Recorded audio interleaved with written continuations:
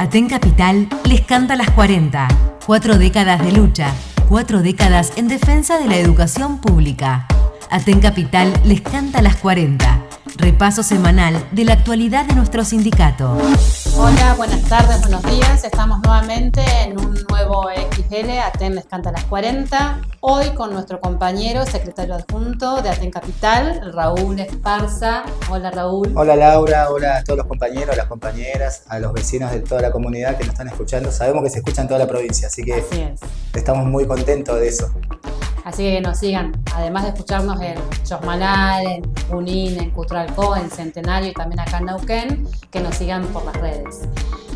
Raúl, ahora para poder abordar en este XL, hemos desarrollado una gran jornada de lucha el día martes, así que bueno, creo que este XL va a atravesar justamente la masividad que tuvo la jornada de lucha. Sí, en parte, primero y principal, queremos desde toda la comisión directiva de Aten Capital, también hacerlo extensivo a los compañeros de Aten Plotier, de Cenillosa, de Picún, bueno, que estamos muy contentos de que los compañeros y las compañeras tomaron esta jornada en sus manos, ¿no? A pesar de los aprietes, de decir que iba a descuento esta jornada de lucha, tenía, bueno, el aval de acá en Capital de 2.300 compañeros y compañeras, y eso nos dio la fortaleza para salir a trabajar en las escuelas, y las compañeras y las compañeras nos dieron una clara cuenta de que perdieron el miedo y que también tienen derecho a rebelarse. En ese sentido también la medida de ayer y la acción de ayer, que fue muy masiva, muy convocante, donde participaron diferentes sectores como la CTA Autónoma, como los compañeros de ATE Cenillosa, vinieron a acompañar una delegación muy importante de los compañeros y las compañeras docentes de la UNTER, así que eso también nos parece muy importante, y también empalmar con un sector disidente aquí en Triqueo de los compañeros y compañeras estatales, compañeros de salud, de desarrollo social, y eso nos dio una fortaleza también enorme en un arco opositor para enfrentar todas las medidas del gobierno.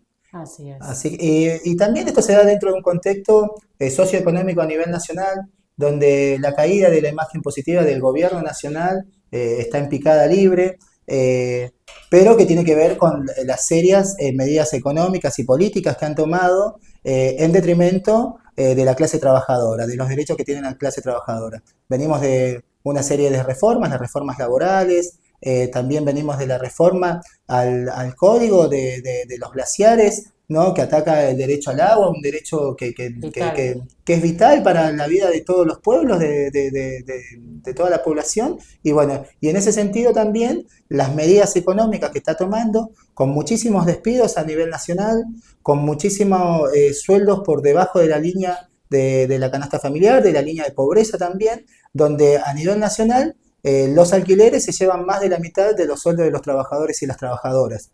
En ese sentido también repudiar todo lo que está pasando con el servicio público de transporte en Buenos Aires, donde compañeros y compañeras, trabajadores y trabajadoras tienen que esperar 1 o 2 horas para poder volver a sus casas luego de una jornada extenuante, muchas veces mayores a 12 horas. Entonces, en ese contexto se da esta medida de lucha. En ese contexto, los trabajadores y las trabajadoras de la educación, los trabajadores y trabajadoras estatales de la provincia, tomaron en sus manos esa medida, y nos parece que en ese sentido es muy importante. También sabiendo que acá estamos en la provincia de Vaca Muerta. Exactamente, Donde plata hay, ¿no? Plata hay, donde también se anuncian por los medios oficiales el récord de productividad, el récord también de ganancia que tienen, pero esa ganancia se la lleva en parte el FMI y en parte las petroleras, y para toda la población en su conjunto no queda nada y solamente queda un vacío ambiental, lo cual también es muy preocupante. Pero bueno, también esta jornada tenía un eje central, que es la reapertura de la mesa salarial. Los compañeros y las compañeras nos cuentan que no llegan al 15 contra la cantidad de deudas que tienen que trabajar un doble turno, pero que tampoco le alcanza, y que tienen que salir a hacer otro tipo de trabajos, como vendiendo Natura, haciendo de Uber o agarrando alguna changa para poder sostener a su familia. Y eso también nos parece importante rescatar, que ayer se hicieron comisiones, unas comisiones de 150 personas, de 100 personas por nivel, con mucho debate, porque también nuestras condiciones laborales están siendo atacadas. Y cuando atacan las condiciones laborales de los trabajadores de la educación, atacan el aprendizaje de nuestros estudiantes. Y en ese sentido, nosotros cuando hablamos de la defensa de la escuela pública, lo enmarcamos en ese contexto. Somos trabajadores intelectuales de la educación, tenemos que tener tiempo para planificar y tenemos que dejar de ocupar el tiempo que quiere el gobierno que ocupemos para hacer trabajos que quedan en saco roto. Burocrático, Sí, claro. y son burocráticos. Siempre tenemos que hacer cientos a veces, porque hay compañeros que tienen más de 100 estudiantes y En medio. tienen que hacer un montón de informes que solamente sirven para que queden cajoneados. Entonces también llamamos a los compañeros, a las compañeras, a que tomen en sus manos la importancia que tiene la educación para todos nuestros estudiantes. Y en ese sentido, el ataque que viene profundizando el gobierno con todas las resoluciones tiene que ver con eso, con que hacernos trabajar más para que no podamos pensar, y cuando nosotros dejamos de pensar, nuestras prácticas también tienden a bajar un poco su valor, pero también obviamente que van por el tiempo. Van Exactamente. por el tiempo de los trabajadores, de las trabajadoras en su conjunto. Ayer nos contaba una compañera en la comisión de media que no tenía tiempo y que ella quería tener tiempo para pensar, para pasar tiempo con su hija, para pasar tiempo con su familia y para tener tiempo y espacio para el esparcimiento y tener tiempo de ocio. Y que eso ella veía que si lograba tener mayor cantidad de tiempo con un salario que le alcance para vivir, con un solo cargo que cubra la canasta familiar, ella iba a poder dar mejores clases, iba a poder estar más atento a la demanda de sus estudiantes, pero aparte también iba a tener más libertad. En este momento que se habla tanto de la libertad, esa libertad que nosotros estamos empujando para que no sea una libertad individual, sino una libertad colectiva, debatida, y por eso tenemos la fuerza de estos 2.300 compañeros que nos acompañaron, a pesar de todos los aprietes desde la ministra de Educación hasta la conducción provincial del TED. Exactamente. Y la organización, ¿no? Frente a esta avanzada, digamos, de quita de horas prácticamente, ¿no? De lo que vos decías de pensar, también el pensar qué necesitan nuestros estudiantes. Estamos atravesados por esta inclusión excluyente en todos los niveles, creo que eso traspasó todas las comisiones, y la necesidad de los recursos necesarios para poder abordar todas esas problemáticas con nuestros estudiantes, tanto adolescentes como niños y niñas con discapacidad. En las escuelas digamos, termina siendo como un contenedor de chicos y chicas sin los recursos necesarios para poder abordar. Sí, el tema de los recursos materiales fue un eje transversal que atravesó justamente toda la asamblea en el debate con estos compañeros y estas compañeras en las 3 seccionales que los pudimos realizar. A nosotros nos parece importante también contarles a las nuevas generaciones, los compañeros, las compañeras que vienen de otra provincia, cómo llegamos a esta medida. Esta medida no fue impuesta por una conducción de Aten Capital de 15 compañeros y 15 compañeras que recorren las escuelas, que ven el termómetro de la escuela, que ven las necesidades, sino que lo analizamos a partir primero de votar a muchos delegados en el mes de marzo y delegadas para poder llegar en el mes de abril a 100 compañeros y compañeras delegadas y delegados de las escuelas. Y ahí empezamos a debatir cuáles son las primeras instancias organizativas para poder golpear al gobierno, para poder enfrentarlo. Porque nosotros concebimos al sindicato como un organismo que puede organizar colectivamente a nuestra clase, a la clase trabajadora, a los compañeros, a las compañeras trabajadoras de la educación. Y en ese sentido, nosotros no vivimos un River Boca entre el TEP y la multicolor Bermellón Independiente. Nosotros sabemos para qué estamos acá. Y estamos para que los compañeros y las compañeras se organicen para enfrentar todos los ajustes de los patrones. En nuestro caso, son los gobiernos, tanto nacionales como provinciales. Pero por eso hicimos este camino. Elegir delegados y delegadas en las escuelas, muchísimos y muchísimas, siguen llegando, y eso nos muestra un parámetro que la gente tiende y quiere organizarse en este momento donde el ajuste cada vez es más feroz. También logramos hacer esta asamblea masiva que tiene la legitimidad de 2.300 compañeros y compañeras, casi 3.000 compañeros y compañeras en las 3 seccionales. Con ese caudal de votos superamos la oferta salarial que hizo pasar el TEP con encuestas truchas. Entonces, vaya si vale la pena la organización, vaya si vale la pena de cada compañero y cada compañera que toma en sus manos cada instancia organizativa. Y bueno, y eso también desemboca en más de 3.500 compañeros ayer en la calle, muy involucrados, involucradas, muy contentos y contentas de estar en la calle.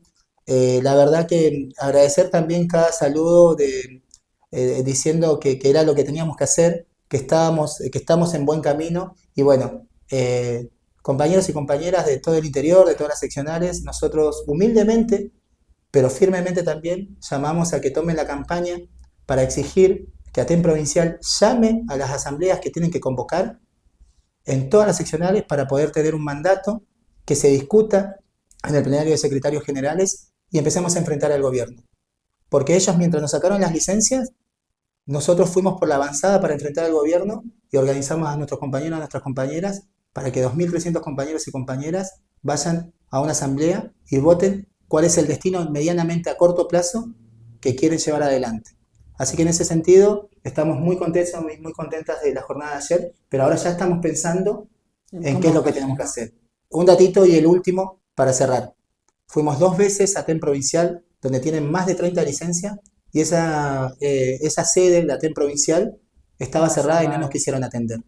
Nos parece una discriminación total, sabiendo que nos atacan con las licencias, sabiendo que nos atacan también económicamente porque nos están sacando plata de nuestro sindicato, que a los compañeros y a las compañeras que pertenecemos, que ponemos el lomo día a día, no nos atiendan. Nos parece la verdad que un desprecio a cada compañero y a cada compañera que quiere ejercer su derecho como trabajador y trabajadora. Entonces, en ese sentido, también llamamos a repudiar a la situación que ha pasado en UPC Córdoba, donde Cristali, que es el secretario general de la provincial, llamó a la policía para poder vallar y que no entren a la asamblea donde delegados y delegadas llevaban sus mandatos, pero también ha sido muy repugnante su posición también dejando entrar a la policía de civil adentro de la asamblea para que custodie los mandatos que llevaban los compañeros y las compañeras. Así que desde ATEN Capital nosotros repudiamos, y Cristali, para que todos sepan, es de la misma línea de Marcelo Gualiardo a nivel nacional, es de la misma línea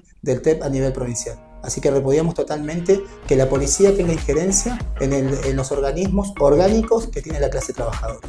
Así es, por eso desde ATEN Capital y todo, digamos, Frente Multicolor Bermellón, defendemos la democracia sindical, que es justamente esto que vos decías, asambleas de base, plenario de delegados, donde no haya injerencia ni del gobierno ni de la policía, que los custodia justamente a ellos. Así que bueno, en este primer bloque cerramos y luego, bueno, vamos a tener en el segundo bloque una compañera invitada especial, que es nuestra compañera Juliana de CPEN 48, así que bueno, también va a mostrar parte del trabajo cotidiano que hacen nuestros compañeros y nuestras compañeras en este contexto, ¿no? de estas amenazas, de violencia y de también querer meter la policía en las escuelas. Así que queremos que ella traiga su experiencia con mucho trabajo cotidiano que hacen en el CPEN 48. Así es, así que quédate en el segundo bloque con Juli, vamos a abordar lo que señaló recién Raúl. Esta reforma habla de un consejo escolar de padres, que son quienes van a decidir a los equipos directivos y el personal que trabaja en la institución. Esto va en contra de los derechos laborales. Tenemos que organizarnos para derrotar la reforma educativa. En Neuquén no dejamos pasar la reforma laboral y nos enfrentamos a todas las reformas que impuso el peronismo, como la de nivel medio. El gobierno nacional quiere imponer la ley de libertad educativa, que está muy alejada de las necesidades de nuestros estudiantes. Por el contrario, es la continuidad de la reforma laboral a pedido de los grandes empresarios y el FMI. Lo único que buscan es privatizar la educación y que el acceso sea para unos pocos. Por eso necesitamos estar organizados. Volvemos en este segundo bloque con Juliana Carrizo, compañera del CPEN 48, profesora de Ciencias de la Educación, que va a poder abordar esta situación que viene pasando en las escuelas sobre las amenazas que hay de violencia y demás, pero bueno, vamos a dejar que ella desarrolle, que tiene varios puntos para poder abordar. Hola, Juli. Hola, ¿cómo estás? Bueno, gracias por el espacio y por la confianza. Bueno, yo trabajo como asesora en el turno mañana. Digamos, esta semana ha sido como muy álgido el tema en las noticias y comentarios en las escuelas respecto a las amenazas de tiroteos en los baños, en las paredes de las escuelas. Y pienso esto en el marco de situaciones de violencia que vienen ocurriendo. El año pasado, digamos, el tema era la violencia de las familias ingresando a la escuela y maltratando a los profesores. Y bueno, y esto viene como en esa ola.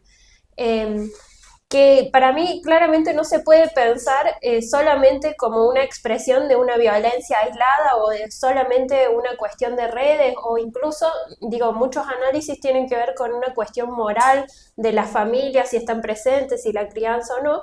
Me parece que se da en el marco de un deterioro social que, digamos, muy, muy rápido que se está viendo este último tiempo, agudizándose, y de la crisis de todo el sistema de salud y el sistema de educación, que no están pudiendo contener todos los problemas sociales y también de salud mental que viven nuestras adolescencias. Entonces, en ese sentido, no, digamos, las adolescencias y las infancias se están criando en un contexto cada vez más frágil y de mayor deterioro social.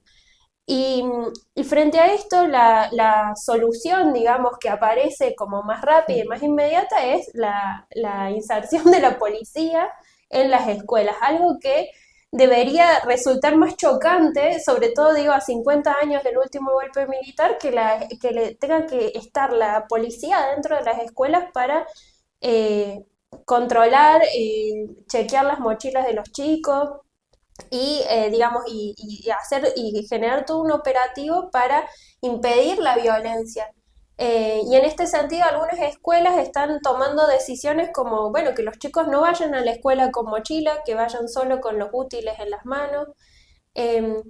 Un avasallamiento hacia las infancias, y que también genera un mensaje para el conjunto, digo, ¿no? Claro. Cómo el miedo empieza a operar como disciplinador y no permite Por construir.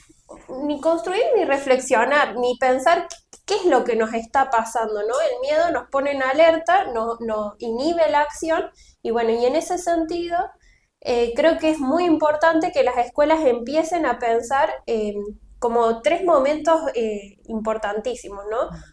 Todo el trabajo de prevención que debería haber en las escuelas, prevención no solamente de hablemos de violencia, sino a veces prevención es generar espacio dentro de las escuelas de escucha a los adolescentes. ¿Qué les pasa? ¿Qué tienen para decir? ¿Qué necesitan? ¿Cómo pueden ellos participar en mejorar la escuela, en hacerlo un lugar más habitable? La escuela es un lugar habitable, digo, los patios de las escuelas son lugares donde uno quiere estar y quedarse. Las paredes de las escuelas son paredes que nos convoquen a aprender, a conocer el mundo, o son lugares que, digamos, del que uno quiere escapar todo el tiempo. Para mí es fundamental pensar en la prevención, pensar en la atención del conflicto, cómo se resuelve, digo, cuando ya sucede el hecho, ¿quiénes participan de la resolución? Muchas veces sucede que los equipos directivos, por miedo a los sumarios, actúan solos, aislados, sin convocar a los docentes, sin convocar a las familias, sin convocar a los estudiantes, tomando medidas como esta, ¿no?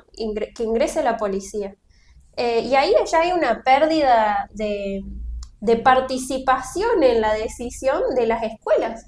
O sea, cuando ya ingresa una institución como la policía a la escuela, es porque ya perdimos la capacidad de decidir nosotros qué queremos hacer con nuestro trabajo, con el lugar al que vamos todos los días.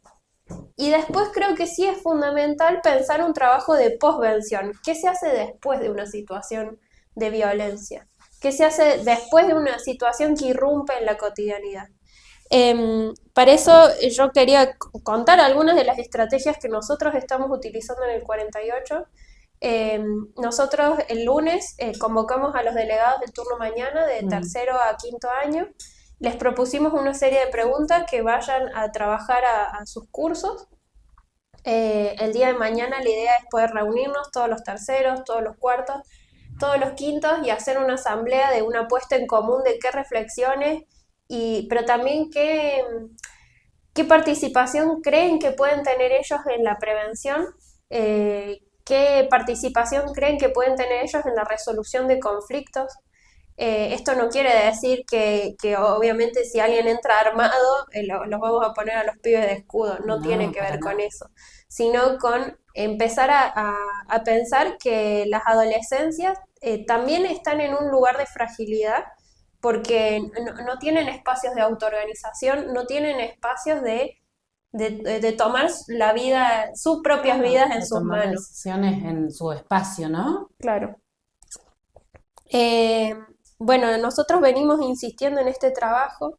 En la escuela el año pasado sufrimos una situación del suicidio de un estudiante, y a partir de eso también pensamos en estrategias de cómo hacer parte a la comunidad de lo que llamamos la posvención, y hoy a un año estamos pensando con la comunidad cómo homenajear, cómo seguir conteniendo a los estudiantes, cómo seguir participando en la prevención y en seguir hablando de lo que nos pasa.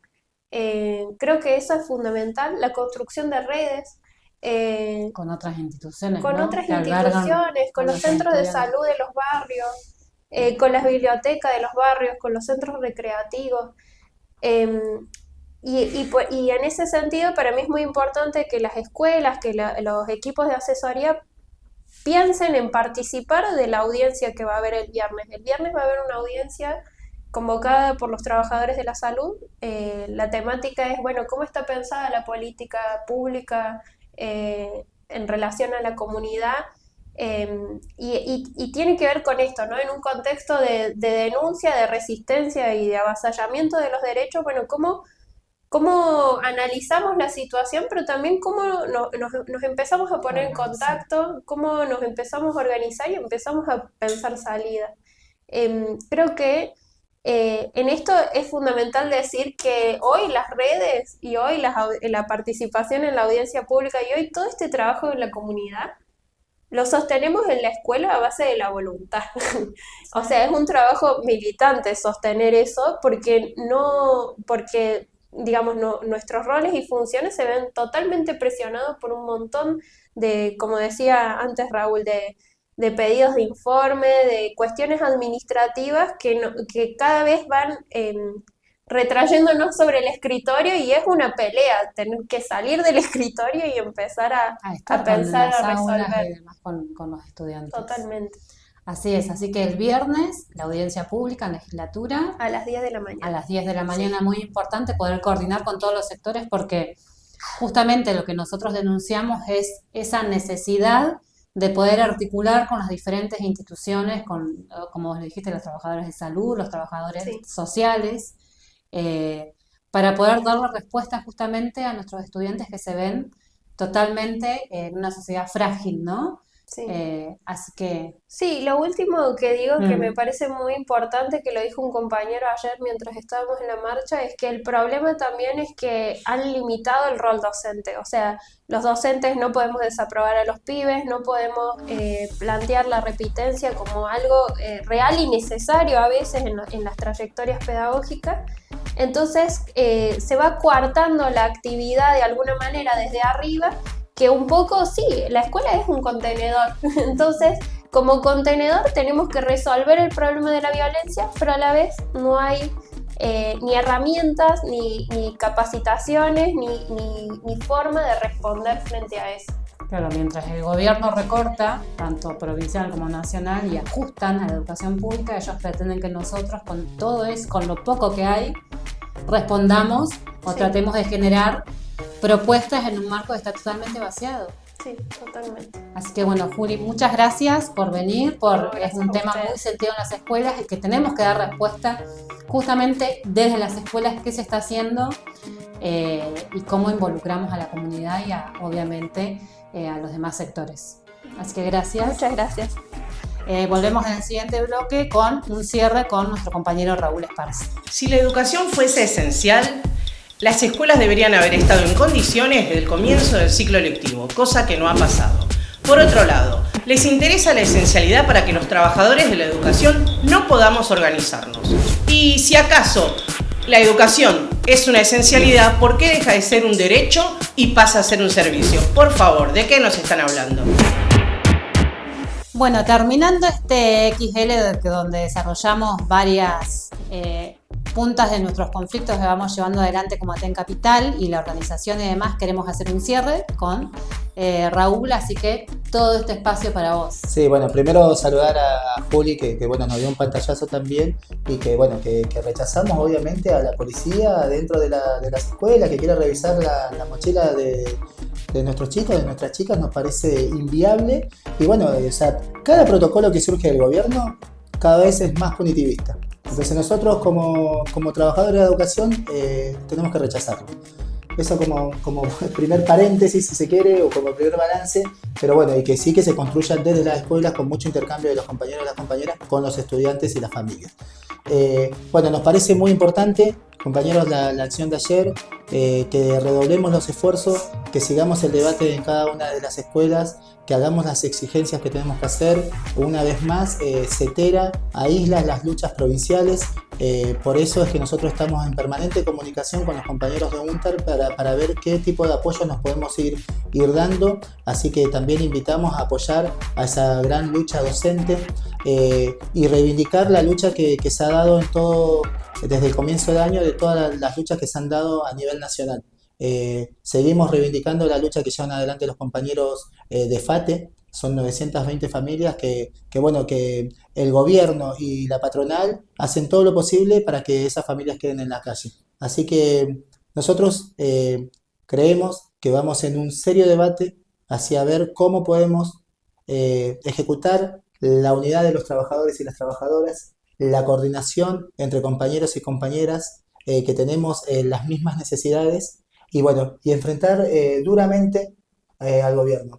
En una reunión de delegados el año pasado decía que si el ataque es duro, la respuesta de los trabajadores y las trabajadoras también tiene que ser con esa dureza. Pero es con esa dureza, fraternalmente debatiendo en los organismos que tienen los sindicatos, en los organismos de base que tiene cada trabajador y cada trabajadora, nos parece reivindicarlo y ese es el camino. Llamar a cada compañero, a cada compañera que tiene dudas, que comience el debate. Para eso estamos. Para eso hay delegados y delegadas en las escuelas y a eso es lo que apostamos, porque este gobierno de Figueroa, los gobiernos nacionales que pasaron, si han hecho algo es defenestrar nuestro trabajo como trabajadores de la educación, como docentes. Desde Cristina Kirchner, que dijo que solamente laburábamos 4 horas y teníamos 3 meses de vacaciones, desde Sovich, que decía que si no nos alcanzaba para alquiler, vayamos a vivir con nuestra familia, con nuestra madre, con nuestro padre. Ahora Grabois diciendo que el problema de la educación son los docentes que faltan mucho. Bueno, que se hagan cargo, que se pongan a la cabeza, que los sindicatos salgan de esa paz social que le quieren tener y garantizar a cada uno de los gobiernos y que enfrentemos en las calles con mucha coordinación, con mucho debate, este plan de ajuste que llevan adelante los gobiernos y sus patronales también, porque las patronales están cumpliendo un rol fundamental de despido para agrandar la tasa de ganancia que quieren. Entonces nosotros tenemos que ir por lo nuestro y dimos una demostración de fuerza, por eso creemos en nuestras propias fuerzas e invitar a cada compañero, a cada compañera a que se sume. Así es, sigamos organizándonos en cada escuela, que justamente ahí es donde están los compañeros y compañeras que saben qué es lo que necesitamos como docentes y también qué necesitan nuestros estudiantes. Nos vemos en la próxima semana en un nuevo XG. Esto fue Aten Capital les canta las 40, el repaso semanal de la actualidad de nuestro sindicato.